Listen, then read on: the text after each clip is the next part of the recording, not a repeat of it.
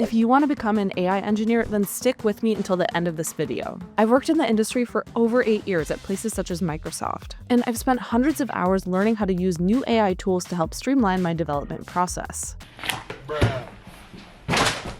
More and more companies are looking to hire AI engineers over software engineers. I'm going to go over a comprehensive step-by-step guide on what an AI engineer is and how to become one. And by the end of this video, you will have the exact knowledge to get ahead of other software engineers that are not putting in the effort to learning these new skills. Can I have a job, please? No, get out of here. Scram, scram. Oh no!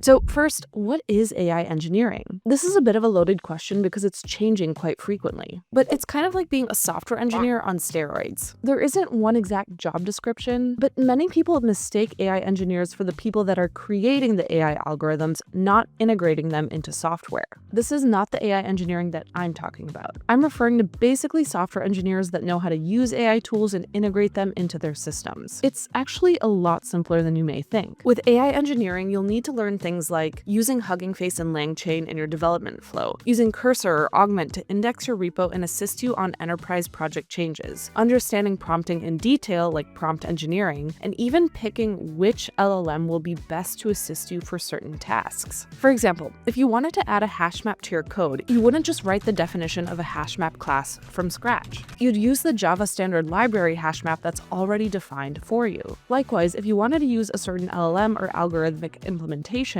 you wouldn't write that algorithm from scratch. You'd have to learn which AI integrations to use for whatever behavior you want. You're not reinventing the wheel by creating AI systems. You're using them within the context of software, like a library or a tool. So what does an AI engineer actually do in the real world? Think Alexa, chatbots, or self-driving cars. And these aren't just made by AI researchers. They're actually developed by real-life AI engineers that are using AI models, APIs, and integrations to actually build these really cool products. Before AI came into the picture, software engineers might have used tools like this: Python or C# as their language, frameworks like Spring Boot or .NET, cloud resources like databases, web apps, or message queue systems in Azure or AWS, and of course, Stack Overflow or just some old regular IDE. Now, as an AI engineer, all these tools still exist, but they're now supercharged by AI. This time your IDE might have Copilot built into it. You might use Cursor or Augment to index your repo, generate tests, and help navigate enterprise-scale projects. This time, AI isn't replacing anyone, it's just amplifying your job.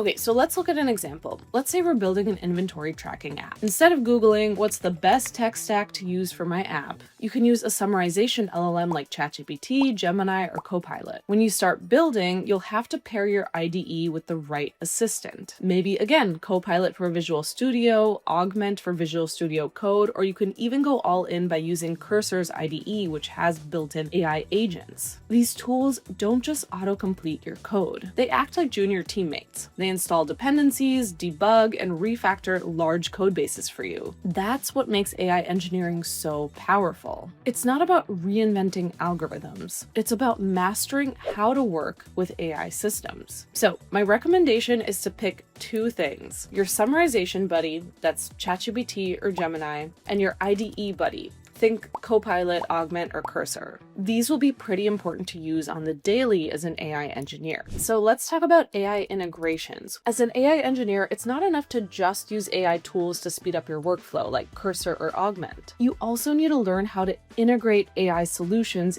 into your APIs. Think of it like this. Remember that example that I'd mentioned earlier? When you import a hash map from the Java standard library, you're not reinventing the wheel by defining the hash map yourself. You're using a pre-built optimized library. You're making things easier on yourself. It's the same exact thing with AI. Instead of training your own models from scratch, you'll plug in existing AI frameworks and API into your software. And this brings me to two words that you need to know: Hugging Face and LangChain. Hugging Face is basically the GitHub for AI models. It's pretty cool. I actually made a video on this a while ago, so check it out if you want a more in-depth analysis on how to build things with Hugging Face. Anyways, Hugging Face lets you find and integrate pre-trained models for text, image, audio, or even multi-module tasks. Think of it as a library for AI plugins. You can pull in models for things like text summarization or sentiment analysis, translation, document classification, image recognition, and these are literally just using a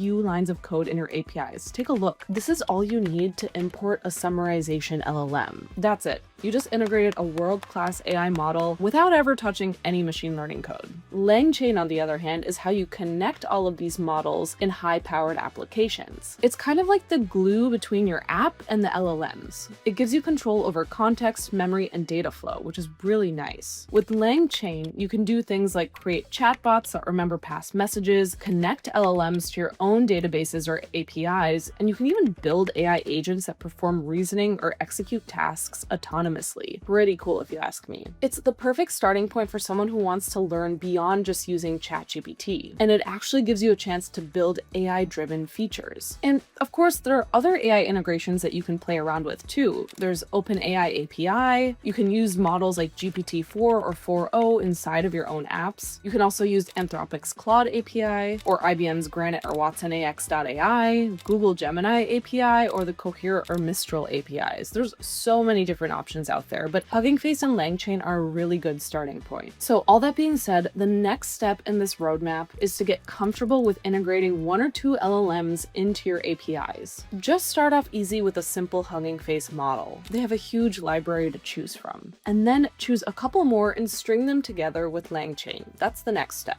After you've successfully figured all of that out, then go explore some of the other integrations that I'd mentioned. And using Google Colab is the easiest way to get started. And don't worry, I'll put all of this information in the description below so you have the entire roadmap written out for you. Next up is prompting. LLM prompting is a must. Understanding how to talk and collaborate with an LLM is just as important as using an LLM. Hey ChatGPT, how's it going?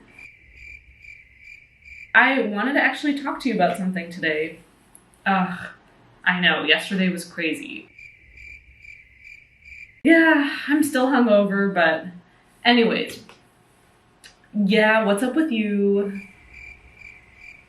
Okay, yeah, not that kind of collaborating. As software engineers, we're used to giving very precise instructions. We give function arguments, API calls, HTTP requests, authentication, configuration files. Everything as a software engineer has structure. Prompting an LLM is no different. It's not a magic box. The way you phrase your prompt determines how useful or useless the information you get back will be. So think of it as setting up some sort of configuration that you have to give the prompt in order to give you a certain output. Another way I like to think about it is it's like you're pair programming with another developer, maybe a junior or mid-level developer. If you give them vague directions, they'll make wrong assumptions and give you an incorrect output.